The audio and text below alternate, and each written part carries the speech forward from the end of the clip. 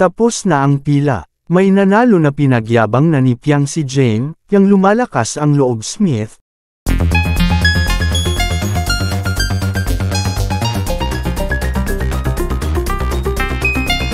Tapos na ang pila. May nanalo na pinagyabang na ni Piang si Jane, yang lumalakas ang loob Smith.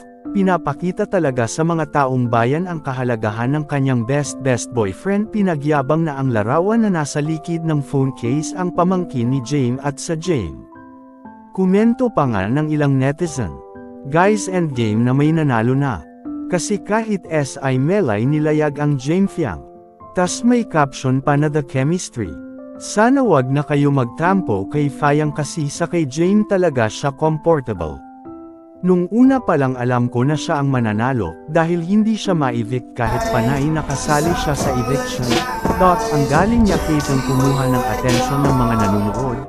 Dahil ang dami niyang issue sa loob ng bahay ni Kuya. At may star quality siya, maganda talaga siya. Versus Janela. Versus Janela. Ano kali?